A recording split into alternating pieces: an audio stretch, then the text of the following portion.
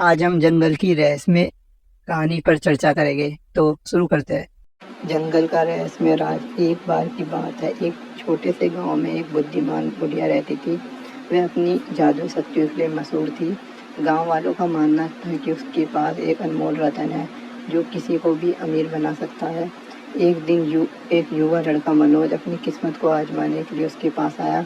वह बुढ़िया से पूछने लगा, आपके पास क्या रहस्यमय रतन है? बुढ़िया ने हंसते हुए बोली, मैं तुम्हें एक मौका देती हूँ। तुम्हें जंगल के भीतर एक विशेष पेड़ ढूंढना होगा। इस पेड़ की छाल पर एक खास अंकित लिखा है जिसे पढ़कर तुम्हें अपना मनचाहा खजाना मिलेगा। पर याद रखना, जंगल में हर कदम पर चुनौतियाँ होगी। मनोज ने हिम्मत जुटाई और जंगल की ओर चल पड़ा। जंगल घना और अंधेरा था, लेकिन मनोज ने हिम्मत नहीं हारी। वह हर कदम पर ध्यान और सावधानी से चलता रहा। अचानक उसे एक चमकदार रास्ता दिखाई दिया। उसने सोचा कि यही सही रास्ता हो सकता है।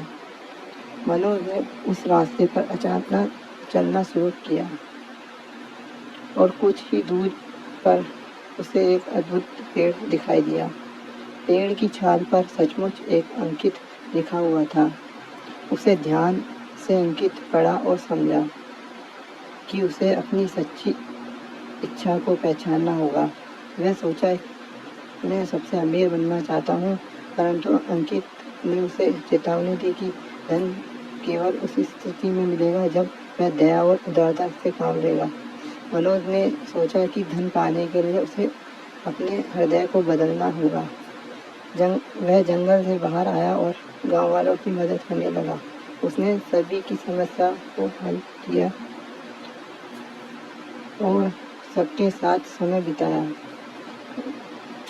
गांव वालों ने उसकी दया और उदारता की सराहना की। कुछ महीनों के बाद मनोज ने महसूस किया कि वह वास्तव में खुश और संपन्न है। उसकी खुशी और संतोष ने उसे समझाया कि असली धन केवल प्यार और मानवता नहीं है। वह बुढ़िया के पास गया और धन्यवाद कहा।